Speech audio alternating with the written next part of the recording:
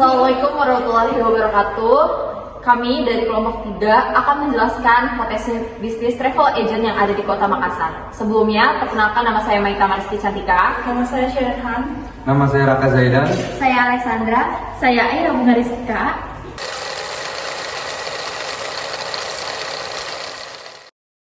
Teman-teman tahu nggak sih travel agent itu apa? Jadi, travel agent merupakan penyedia jasa yang membantu menyediakan layanan perjalanan dan paket liburan. Nah, travel agent sendiri menyediakan semua kebutuhan dari tiket pesawat, transportasi, penginapan, perencanaan aktivitas di objek wisata, dan lain-lainnya. Makassar merupakan ibu kota dari Sulawesi Selatan, yang mana Makassar sendiri memiliki potensi yang besar dari segi objek wisata alam, sejarah, budaya, kuliner yang menarik bagi wisatawan mancanegara maupun domestik.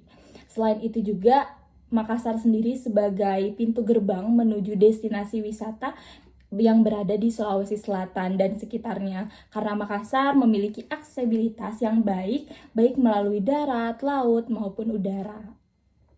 Selain itu, pertumbuhan ekonomi yang pesat di Makassar mendukung meningkatnya jumlah wisatawan dan permintaan akan layanan perjalanan.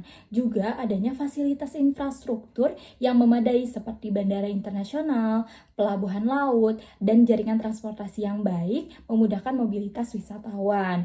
Maka dari itu, membuka bisnis agent travel di Makassar dapat menghasilkan keuntungan yang signifikan. Nah, objek wisata yang ada di Makassar itu diantaranya seperti Pantai Losari, Masjid 99 Kubah, Benteng Rotterdam, Pulau Samalona, Museum Bela Lompoa, dan juga Pulau Kondi Ngarengkeke, dan masih banyak yang lainnya. Analysis SWOT, Strengths, Weakness, Opportunities, and Threats adalah sebuah metode penelitian untuk menganalisis status quo tertentu. Analisis SWOT yang juga dikenal sebagai metrik SWOT telah sering digunakan di bidang bisnis dan diperluas ke bidang pengelolaan sumber daya alam untuk menilai suatu keputusan, proyek, atau arahan kebijakan secara sistematis. Metode ini didasarkan pada 2 tingkatan analisis yang dilakukan secara terpisah. Langkah pertamanya adalah menganalisis faktor internal atau analisis lokal yang berisi pembahasan mengenai kekuatan dan kelemahan sesuai dengan tujuan SWOT.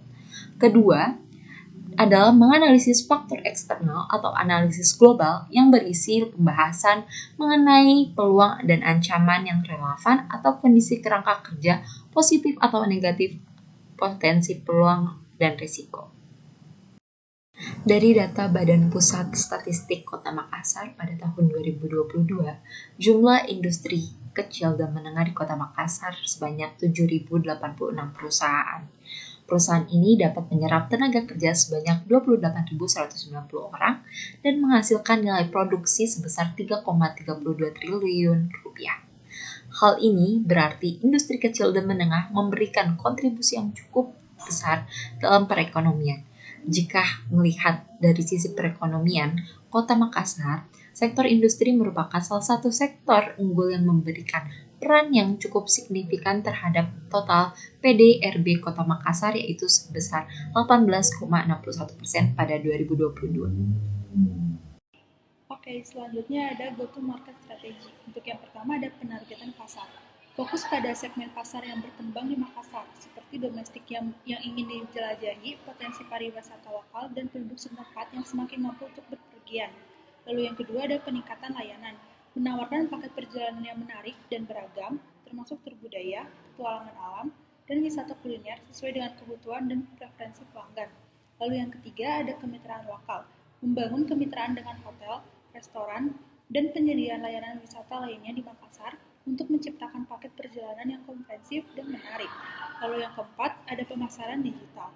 Memanfaatkan media sosial dan situs web untuk mempromosikan paket perjalanan serta berbagi cerita dan foto pelanggan yang puas untuk meningkatkan kepercayaan dan ketertarikan. Lalu yang kelima ada pelayanan pelanggan yang unggul. Memberikan pelayanan pelanggan yang ramah, responsif, dan personal untuk membangun hubungan jangka panjang dengan pelanggan dan memperoleh rekomendasi serta ulasan yang positif. Lalu yang terakhir ada promosi dan diskon. Menawarkan promosi dan diskon khusus untuk merayakan peringatan penting kota atau secara atau acara pariwisata lokal serta menarik pelanggan baru dan meningkatkan referensi pelanggan. Oke, selanjutnya ada 3 resiko yang akan dihadapi oleh travel agent dan cara memitigasinya.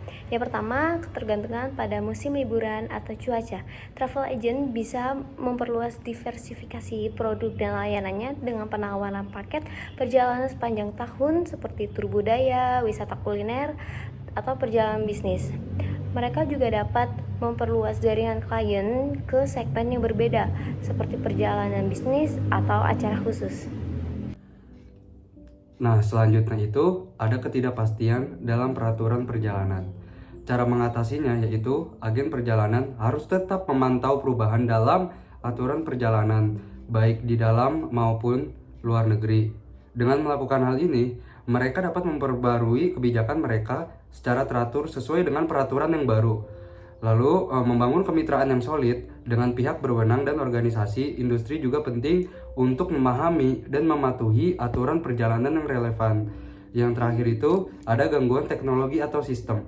Cara mengatasinya yaitu agen perjalanan harus mengutamakan keamanan data dan sistem mereka dengan menginvestasikan dalam teknologi yang kuat seperti firewall dan enkripsi data. Selain itu, memiliki rencana pemulihan bencana yang komprehensif akan membantu mereka mengatasi gangguan teknologi yang tak terduga, seperti pemulihan data dari serangan cyber atau kegagalan sistem.